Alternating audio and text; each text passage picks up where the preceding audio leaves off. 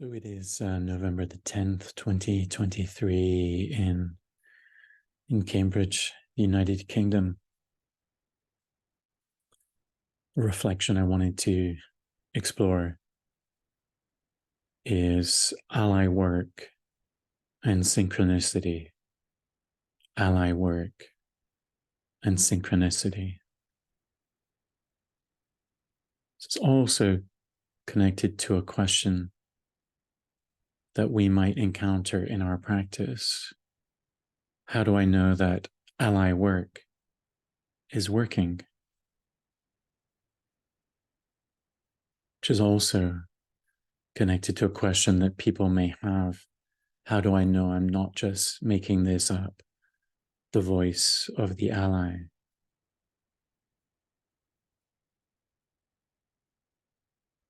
Let's start with that last question and then work our way back.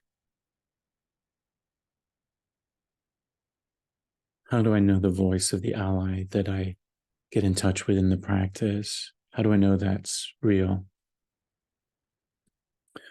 First of all, I think it's fair to say from a contemplative perspective that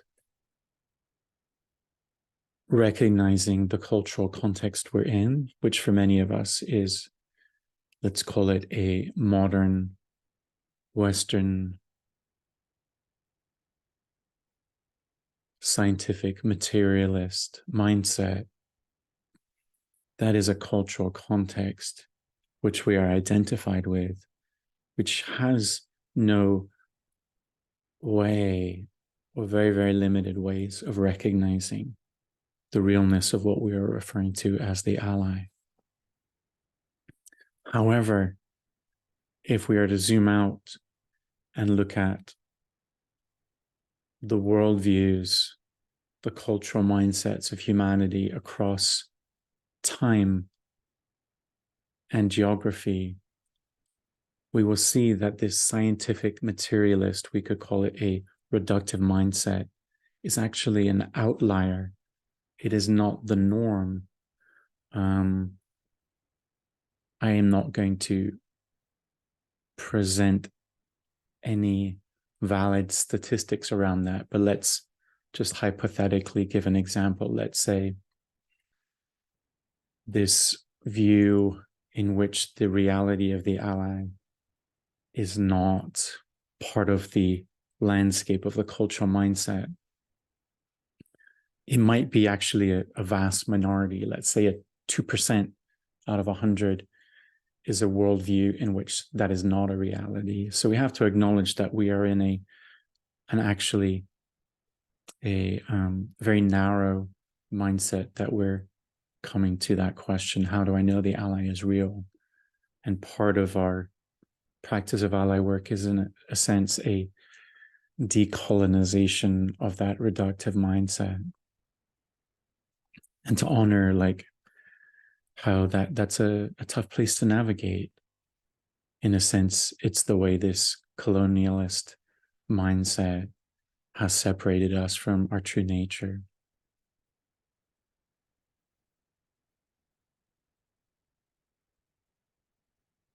Okay, so how do I know the ally is real? And that returns us to the question of how do I know the practice of ally work is working for me? Which will point us back in this direction of synchronicity. How do I, excuse me, how do I know the practice of ally work is working for me? We can't measure the success of our practice through, let's say, as we would say in science, quantitative data.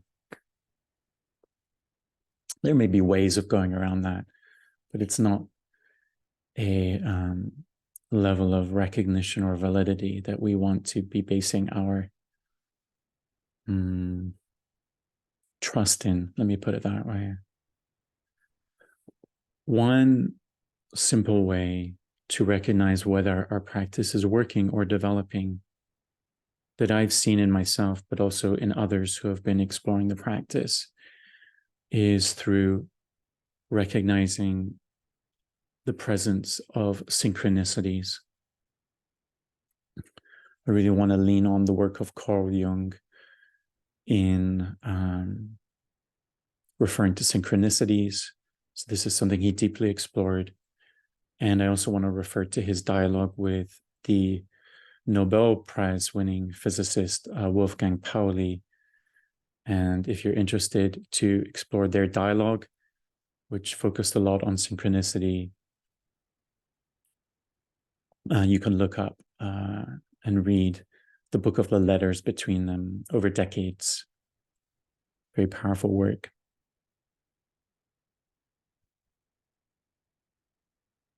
So Carl Jung in particular defines synchronicities as being in the realm of acausality.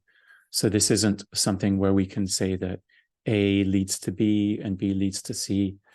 This is something that is invoking the territory that we could also refer to as the non-local. This is also what is touched upon in the research around quantum entanglement, of course, which won the Nobel Prize for Physics last year.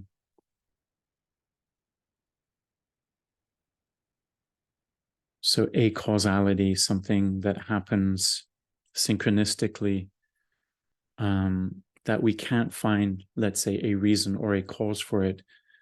And to really understand synchronicity, we have to understand that what synchronicity is pointing to us is meaning, is the meaning dimension of being. So when something happens that has synchronicity, in a sense, we could say the validity of that synchronicity is the degree of meaning that it holds for us.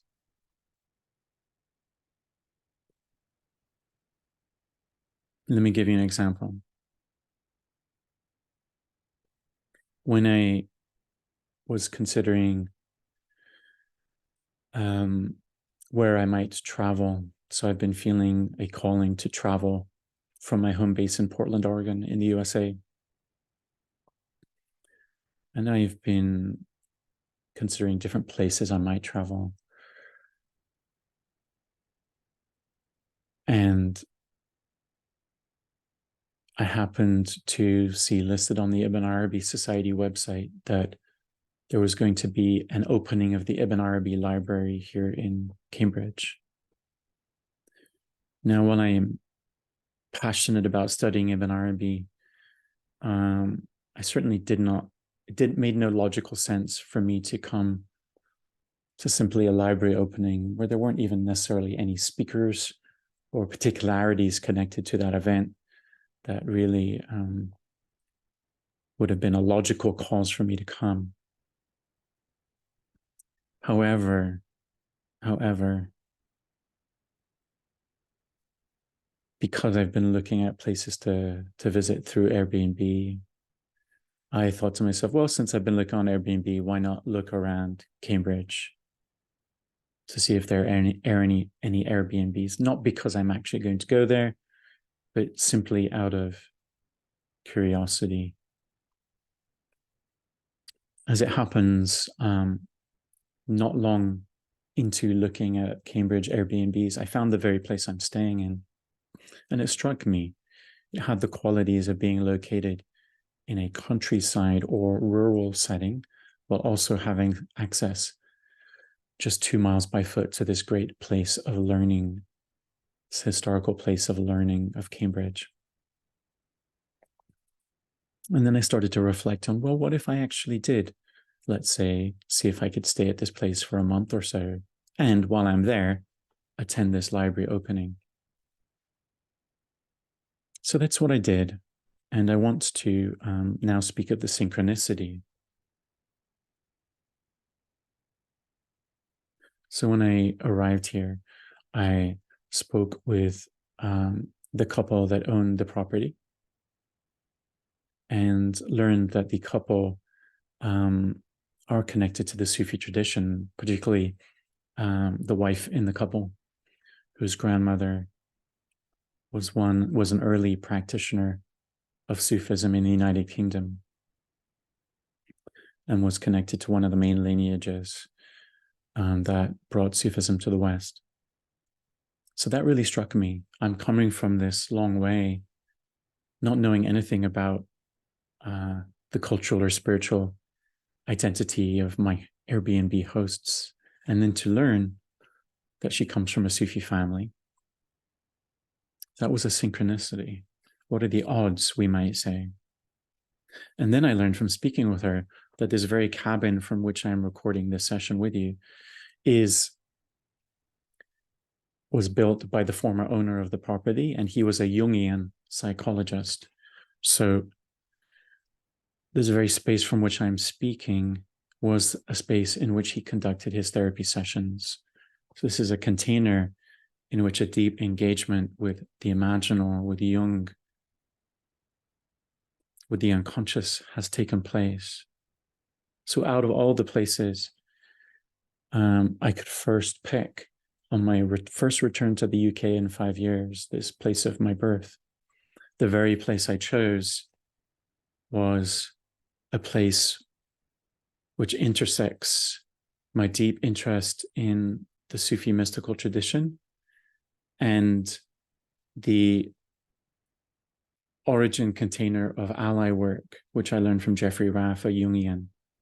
So these two deep interests of mine, and where I position myself in relation to ally work is somewhere on this continuum with a deep resonance with this Sufi mysticism and this practice form from this Jungian alchemical tradition. And I am ending up in a very location which is presenced by both of those. Even more, the Jungian who practiced here, he planted a ginkgo tree out in the garden. And he did that because Jung had planted a ginkgo tree. Carl Jung had planted a ginkgo tree outside a rural setting in which he lived. And he planted that ginkgo tree because it was a symbol of connectedness, of not being alone. It had a mystical symbolism to him. And what I only just learned from the wife of the couple that owned this property is right next to this ginkgo tree, there is an apple tree, which she refers to as the magic tree. The apple tree has a hollow trunk, and she also says it produces the most beautiful apples in the whole orchard in this garden. On this apple tree, this magic tree, she has hung this image of the green man. The green man. The green man is a deep symbol of connection to Ibn Arabi. Ibn Arabi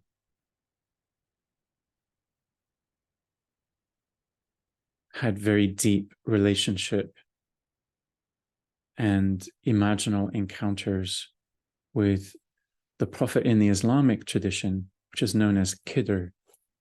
Khidr. I am forgetting the name in this moment. I'm having a blank of memory, but Khidr also has a different name in the Abrahamic tradition, in the Jewish tradition. Khidr is also known by the name Idris. And so perhaps in the notes of this video, I'll put that name, the other name. So this image of the green man, which sometimes appears related to St. George and to its very resonant image of the green man in the eco-psychology realm in the contemporary West. So the green man is connected to nature.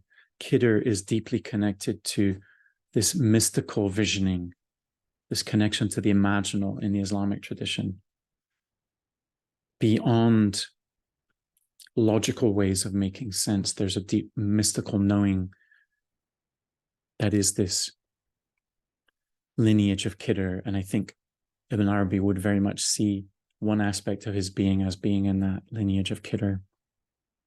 So we have these three elements we have the Sufi mystical, we have the Jungian, and then we have this prophet, Khidr, which appears throughout these Abrahamic traditions, born through to the West, and is deeply connected to this inner dimension of Ibn Arabi's work. So this synchronicity, coming back to how do we know that ally work is working for us? This is a way we can see a reflection of our practice, of the commitment of our practice, is we will see synchronicities manifest in the world of form, in the world of appearances that we perceive through the senses, in the world of relationships. This won't, we can say, this doesn't make logical sense. How can I attribute any causation to this happening? So this is a synchronicity. This is a resonance beyond what we could say form or matter or even time. And of course, as you might imagine, this synchronicity has deep meaning for me, to come all of this way and then to find myself, in a sense, in this deeper spiritual inquiry reflected in my very surroundings, in the very place that I'm located in, to travel thousands of miles and find myself right in the heart of my inquiry. So this is how you, in your ally practice, can recognize that it is, quote unquote, working, to see this reflection in synchronicity. And this won't be, when this happens for you, you won't have to wonder, it'll be, how do I put it? It won't just be subtle, it'll be meaningful in a clear way to you, okay? So we've come exploring the questions of, like, how do I know ally work is working for me? How do I know the ally is real even? And this synchronicity is a beautiful way. And again, it's not just in my experience, but in others I've practiced with, and even in group settings. So through this offering that I offer, the practice of ally work online, we're in small groups of 4. When we are reflecting on our practice, on our connection to the ally, what we're learning, how we're integrating it in our life, in this reflection process, other synchronicities will arise.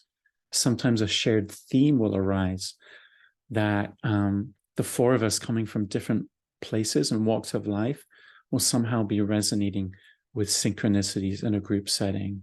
So this is really one very, very powerful way of how we can understand the development of our practice. And I wish I had the text in front of me now, but Wolfgang Pauli, when he was trying to inquire into what is the source of a synchronicity, he would see it not just as some, let's say, something that we recognize and that we can validate and see the meaning of it, but he saw the deeper source of that synchronicity in a very structural functioning of the way the unconscious and the conscious interact. So what we talk about as synchronicity, that's not the end of the story. We can also start to understand, how does synchronicity structurally function? And I believe when we're engaged in the practice of ally work, we are also engaged in that deeper structural foundation of being, of seen and unseen being. We are becoming intimate with these structures and processes, and